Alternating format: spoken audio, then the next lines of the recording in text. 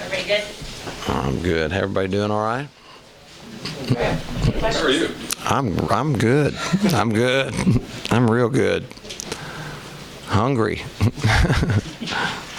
How does it feel to be in first place? Pretty darn good. Pretty darn good. We've been chasing for a long time. Cincinnati's put a lot of pressure on us. I was telling somebody today, I don't know how many conference races I've been through, and I don't know how many are going on right now where 11, 12 games in, one team has no losses and one team has one loss. I mean, it's just like, the pressure every game to keep up for us and for them, I'm sure, it just kind of keeps mounting. And finally to get the opportunity to get them back here. But that's the good news. The bad news, there's a lot of, at least for us, I haven't checked their schedule, but for us, a number of tough games left. So a lot of challenges. I've always said conference races those are the toughest things, not conference tournaments, postseason tournaments. The long grind, the pressure, and all the ups and downs that go through a conference race, that's the toughest period of the year, and we're right in the middle of it. But it does feel darn good to finally be in this position. What do you think about that crowd? I don't know how many points they scored, and I don't know how many steals they got, but it's some. Okay, I don't know how you measure it, but that crowd was fantastic. We were rated last year before the season. They rated us the #1 toughest home court in the league, which we're very proud of. And I don't think we hurt ourselves tonight at all. I hope we get some more like that down the stretch. It's amazing what it does for the energy of your guys and for their confidence. And I'm just really thankful. I love our home court. How have your guys responded? I mean, they got on the 12-0 run there in the second half, and then you guys scored 15 in a row. Just talk about how they responded and didn't get in. Yeah, we tried to trick them. We tried to let them get way ahead and get a false sense of security. Not a great time to dig that hole. Obviously, the hole earlier in the game is always doable, but the later it goes. But our guys don't panic, or I haven't seen them panic. And at every time out, every time we could talk to them, we just said, hey, we're right there. We just, we got to shore up the defense a little bit. We made a couple adjustments, and they were fantastic in executing those. I thought we did a tremendous job of playing hard and tough without fouling, which was, for me, was going to be the #1 thing of the game. We got in foul trouble all over the place. We were going to be in a mess, okay? We were going to be in a big mess. But our guys managed to just play right through that. And I thought, for me, well, if you look at the second half, to answer your question, I kind of got off track, but dug the hole. And then from that point on, I thought played the best defense we played all year, bar none. As tough and hard-nosed and committed as we've been. And we've been a very good defensive team. And at the same time, then all of a sudden our offense took off. And look at our numbers. We shoot 62 from the field in the second half and 55 from three. You're going to win a lot of games if you throw those numbers up there. But when you're holding them to 25 in the second half, that was a great half. That was just guys want it so bad. We are a very, very competitive group. We're pretty mature. We're pretty poised, and they understand it's a long game, and we play through. We play through some runs, and we definitely did that today. Specifically, was there anything that y'all did differently in the second half compared to the first half defensively? There definitely was some things we did differently. We things that we want to do early in the game, but because of foul trouble, we don't feel like we can take the risk. And I would tell you, but we may have to play them again, so I actually don't want to just give them our scouting report. I just want to hand it to them, but I will tell you that the way we want to play them is not the way I feel like we can play them for 40 minutes. So we try to get as far along as we can, and I will say this, a humongous factor in allowing us to make the change, the switch that we were able to make is the fact that Ben and Shimmy had 0 fouls for the longest time, and then I think Ben might have picked up 1, and then of course later on it started working against us. But we were in a good position when that happened, when Ben was gone, and so now we could play a little ball control and use the offense for our defense a little bit. But it's not something that we figured out during the game. We knew ahead of time, but we just didn't feel like we could take the risk. So we have to protect our guys as long as we can. What did you think of Ben Melliger tonight? He was fantastic. He was fantastic. But you know what? He's been great. I say this all the time. I know I'm a broken record on a lot of stuff, but it's stuff that I'm passionate about. I feel very strongly. Been doing these for years, and we're going to always talk about the leading scorer. He was the best player, the guy, and sometimes he is. Don't get me wrong. I mean, you got to have guys who can score the ball, and I love guys that can score the ball. But so many times a guy is playing terrific, and just doesn't score many points or doesn't have a great shooting night. Ben Moore is one of those guys. You just watch Ben Moore every night, whether he gets 19 points or tonight he didn't score very many. But Ben is only doing about 75 great things out there. Trust me, from a winning. If you're watching winning, Ben Moore is always helping you win. Benny Malagou's the same way. Ben is underappreciated by a lot of people, but not by our staff and not by his teammates. He guards like crazy. He's very smart. He's in the right place. He makes plays for others. He's tough. He very good passer. He's made over this year. He's made some just kind of high level IQ passes to understand sort of what we're doing. At Tulsa the other day, a couple games ago, he was igniting us. Other guys are scoring. He was the kind of trigger man on a lot of things that we were running. Made great plays. Nobody talks about it. So how is he? He's a heck of a player. And when he scores, he is a really, really, really good player. But for me, I love it when he scores because then everybody they start looking at him, and he deserves to be looked at. It appeared that the adjustments you guys might have made over the last 16 minutes was just trying to play everybody straight up and not double them when it went inside to kind of stay out on the perimeter on their threes. Is that fair? So now you're going to give away all our secrets right here. No. I can see it. That was part of it. Yeah, because if you look at what was happening in the first half, particularly, and it was nobody's fault on our team. We felt like we had to dig down. We had to give some support, so we just don't play. I call it one-on-one in the driveway. Remember when you used to play one-on-one, you just back a guy down, for like an hour, and there's no refs, and you just back them down until you're at like 1 foot, and then you foul, and then the other guy calls a foul, and then you get mad at him, and then you fight. But that's a whole nother story. But I don't want them to play one-on-one in the driveway. And so we had to dig down. And how many threes did they kick out? I think in the first half they made 1 3 off a fade screen, which was a good play. And the rest of them, I think, were all post-feed kickouts, which is what they do great. This is what they do great. You have great post players. They have great shooters. And they do a wonderful job of while they're dribbling, is seeing where you're coming from and find the open man. And not only do they do that, they set up deep. They set up at NBA spacing. These guys are shooting. They're not shooting on the line a lot, unless I'm mistaken. On film, they don't. I can tell you that. But I think tonight I'm going to watch the film, and you're going to see that they're well behind the line. But we feel like we have to do that to protect, for X amount of time. And then it got to the point, partly out of necessity and partly out of we're not in foul trouble. We felt like we could be a little bit more aggressive and not have to help as much. That's why I looked at the second half. It's like, holy cow, we look like, at times look like the Iron Curtain out there. I've just never seen us look stronger, tougher, refusing to get beat on penetration, refusing to let a post player go by us. It was for me. It was fantastic, and I just love the way these guys compete. Coach, you mentioned the rest of the schedule.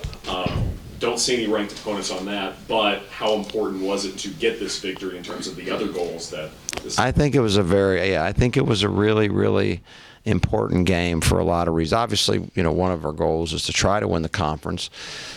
Not to say that if we lost, we were out of the race, but we just certainly need an awful lot of help and no margin of error. So we knew that. Nobody's in the NCAA tournament right now. Nobody. They love to say you are, and you pick it up, and so-and-so's got you're in and you're out and you're in, and I think that's the biggest batch of fool's gold I've ever seen, and I hate for any of our players to ever think that because someone said we're in. We're not in. You're never in until the end when they add them all up. So that's critical. And then, of course, we're playing for a seed too, and you want the highest seed because once you get in that tournament, matchups and who you have in the first and second round, that's pretty big. So we all understood it. Our guys understood it. We did not over talk about it for sure, because I didn't want it to be, it's not the end of the season type loss if you lose, but it was probably the biggest opportunity game of the, not probably, it was the biggest opportunity game of the year we had all year so far, and thankfully we came out on the right end of it. At what point was Deshaun McDowell ruled out, and what was it like for you and your staff to prepare for the number 11 team? Well, it's just kind of a day-to-day, it's day-to-day, and it used to be more stressful for me. I tell you this, I have gotten an education in a short bench. Like I've been coaching a long time, okay, and I have never, ever, including last year, when I coached the first 9 games, I had like 8 and 7, a lot, and then one game we had 6. So that was my first big experience with having 6 scholarship players. So that was last year, and then this year, of course, for most of the year, we've had 7, and then we went to Central Florida with 6. We went to Temple with 6. We had 6 again today, and I'll tell you, I'm starting to get used to it. I'm starting to not panic. It was you just deal with it. But I will tell you this too, and Jonathan Wilfong, I have confidence in. While he's not a scholarship player, I'd have put him on scholarship had we been able to, but through the probation, we're not able to. So I feel really badly about that. But he's a senior, and he could play in these games. I mean, he can. So we do have another guy that I believe is ready to go play real minutes. You've seen him play real minutes before. But I haven't been getting him in games because somehow, some way, these guys are playing 39, 38, 37 and staying out of foul trouble, and we do have 6 in our rotation. So do we want 7 plus Jonathan? You bet we do, but we've learned that, we can find a way to do it with 6. What's McDowell day-to-day with? Pardon? What's McDowell day-to-day with? I don't know if I can even talk about. I don't know there's sometimes I'm not allowed to talk about injuries, and I don't know if the waivers sign and all that. So I don't want to get me or you. Generally doesn't violate further. What's that? He said generally. But he's been this time. It's up to you. I'm allowed to talk about Yes. it. Oh, okay. He's got a concussion. Yeah.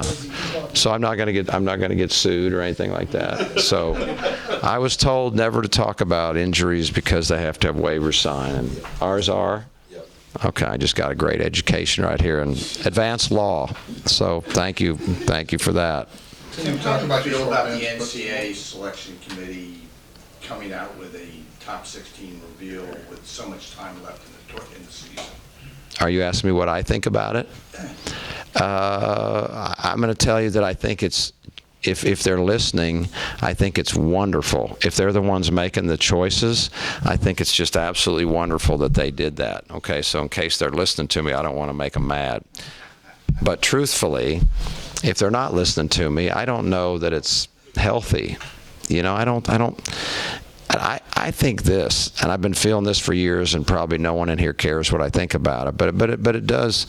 We're in a conference race. You know what's going on in college basketball right now is people are trying to win their conference, and that is a big deal. It is a hard deal. It's an incredible accomplishment when you're a conference champion, because to me that's the true test of 18 games of all the things that come at you. And people nowadays, they just poo-poo it. Who cares? But who's in and who's out? Who cares about that? Who's in and who's out? Who's in and who's out? You're in, you're out, you lose a game. Now they're out, they're on the bubble, they're in. And I know from the fan standpoint, it's exciting and it's good, but I don't know. It's just taken the eye off the ball for me. Here's what I wish would happen. We would talk about conference races all across the country. And you know what? When those were done, we'd talk about conference tournaments. And then we'd figure out who gets an automatic bid. And then we'd start really talking about who's in and who's out and all that. I think it'd be healthier. We're acting like to me, all these games then don't even mean anything. You know, why do we even play them? Heck, it says we're in, it says they're out. Let's not play them. And I think we're getting ahead of ourselves. And again, nobody asked my true opinion deep down, although you kind of did. But and I'm going to tell you this. I think it gives teams, I think it's dangerous for the players.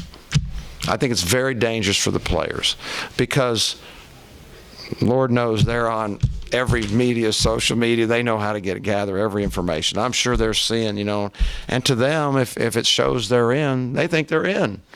You know, I mean, oh my God, they just said we're in.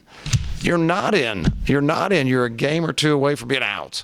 And I think kids, they don't totally understand that, and I think it's a dangerous deal. But hey, if they're listening, I think it's just wonderful, and I hope that we're in there. I hope that we're one of those that they find in their heart to put us in the NCAA tournament. Tim, you mentioned a minute ago that you've learned a lesson about a short bench. What does it say about the players that they've learned how to play as a short bench? Oh, it says that they're incredibly competitive. It says they're incredibly mature and amazingly bright because they know we don't have many to put in, so they know they can't foul, and they know, because we talk about all the time, like, listen, hey, if you think not playing hard and playing safe is the way you're going to stay out of foul trouble, you're crazy. That's the way you're going to get in foul trouble. My experience has been the nights you're in foul trouble, when your team's not really ready to play and you're a step slow and you end up reaching. You know, you're reaching, you're a step slow, you're fouling. These guys haven't been a step slow. They know it. They get it. So to me, it speaks to the quality of their character and their drive and their intelligence that they now know how to manage a game with 6 players or 7 players without getting in foul trouble. They even know how to manage the tempo a little bit. We talk about it. Hey, we want to run, but we can't just get the ball and run every single time we get the ball for no reason. We got to see if there's an advantage, and if there's not, we got to, we can't just get ourselves worn out and let 10 guys sub on us while we're subbing 6. And heck, they're even doing that. They understand when we talk about that. So we look for chances to run every time. But when it's not there, they're smart enough to, we can save a little bit. Tim, you gave up 6 twos tonight, which is pretty impressive. Is that the best interior defense that you guys showed this year? I think it was our best defense, period. I do. I really do. They shot a lot of threes, and in the first half, a lot of their threes were because of the way we chose to play defense, and they took advantage, and that was good offense. Not surprising. They're a great team. This is what they play for. We knew it. We're kind of, one of our strategies was hope, which is not great. We just hope they miss. We'll cover down, and when they kick it out, we're going to hope they miss, and they certainly did not miss very often. But second half, I thought they shot threes out of desperation. I thought our defense was so good that a bunch of those threes they took were like, we can't get anything else, so we're going to shoot a guarded 3. And so, yeah, to me, this was our best defensive performance given who we were playing. One of the things we asked Shake and Ben, ask you too, you always talk about one game at a time and the next game's the most important. But isn't that what you're supposed to say? Isn't that exactly what exactly? I'm just, But from a personal standpoint, to beat a team like Cincinnati, that's nationally ranked, national TV, how gratifying is this? How good does this one feel to you? Me personally? Yeah. Pretty darn good. Pretty darn good. I don't want to overstate it because I also know that 3 days from now we can all be, our heads are buried under our pillow, if things change around. But as I said before, there was a lot at stake in this game. We had a lot to gain in this game, and certainly to lose. But I thought we had more to gain, and not just for me, but we're all a little selfish. But for me, yeah, it was a big game. But I want our guys to get what they deserve. I thought they deserved to be ranked in the top 25. I love that they got ranked because they deserve it. And I love the fact that they won today because it'll, more people will be talking about them, more people will be looking at them, more people will respect them. and I think that not enough people around the country are really digging into what they're doing. You know, I don't think they're really dug into it, but we are, you know, and I respect the heck out of them. So the reason I feel so great is I think they deserve all the good things that happen for them, and that's really fun for me. Anything else? Anybody? Thank you, guys.